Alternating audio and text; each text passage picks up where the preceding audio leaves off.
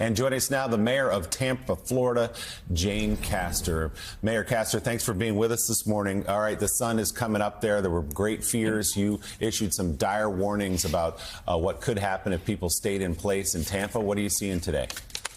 Well, we're seeing a lot of wind damage.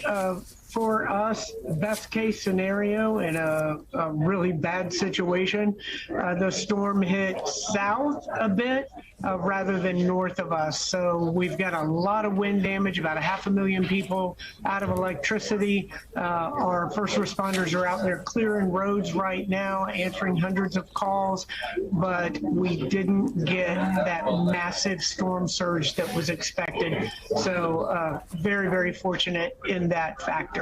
And thank goodness for that. We're getting reports from the Tampa fire chief that there were more than 100 rescue calls made overnight.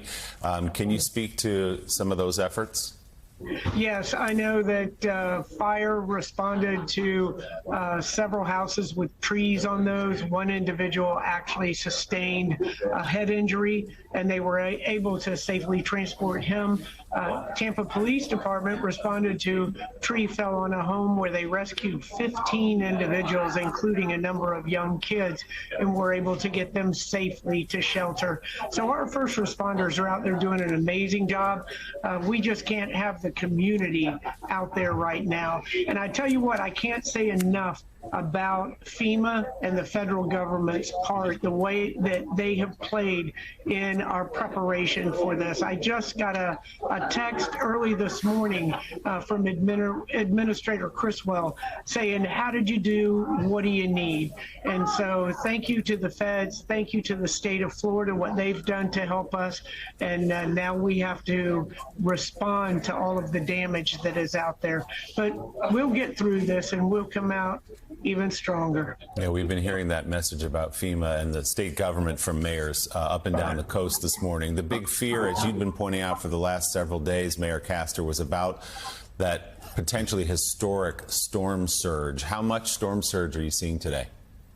We haven't, so the rivers and everything are going to crest. So right now, and this is very tentative, it was at or below the Helene, and that was 4 to 6 feet. But they were talking about, the predictions were 12 to 15 feet if that storm had gone up to the northern side of the Tampa Bay.